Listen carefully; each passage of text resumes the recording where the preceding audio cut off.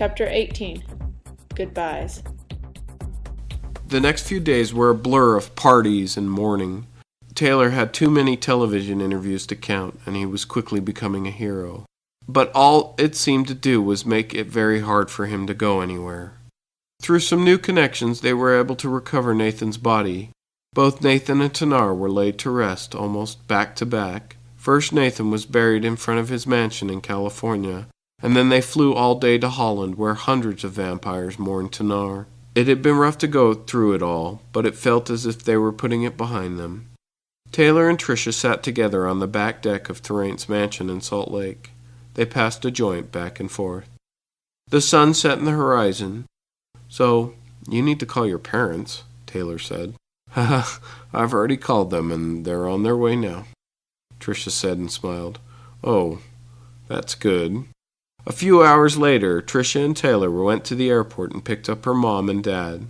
When Mark and Karen ran up to Taylor and hugged him, and then hugged Tricia, Tricia faked hurt and said, "You hugged him first." Her mother hugged her tight. They walked out to the car and went to Theraint's mansion. They talked for a while and introduced them to Theraint, Amy, and Tyos. They went to bed, and the next morning Taylor was up early. Mark walked out into the main room with a cup of coffee. "You're up early," Mark said to Taylor. "I don't need that much sleep," Taylor said. "Yes, and now I know why," Mark said with a smile. "I'm glad you're up, though. I have something to ask you," Taylor said with a smile.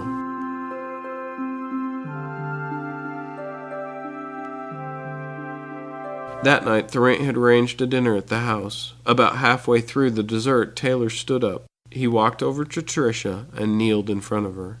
He held up a small box. "Many people have been quick to heap all this success on my shoulders, but I would have never have gotten one step in this journey without you. I thought I was alone for a long time, but you have taught me to love again, and I love you with everything I have and everything I am. Tricia, will you marry me?" Taylor gulped out. Tears popped into her eyes and she jumped into his arms.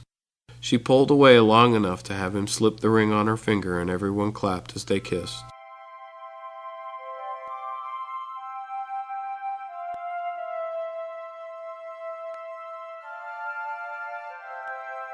A few months later, Taylor fidgeted nervously. Austin, Theraint, and Tyos were his best men. "Geez, Taylor, you're more nervous than me," Austin said, laughing. They walked out and stood in front of many of their friends. Taylor leaned down and gave his mom a kiss on the cheek as he walked by. Amy, Ashley, and Jenny walked out first, and then came Tricia. Taylor's breath caught in his throat. She was a stunning girl at any time, but right now Tricia was glowing. They went through with the ceremony, and after the reception, which was a party that even Theraint would mark among the very best he had attended, they went off to their honeymoon.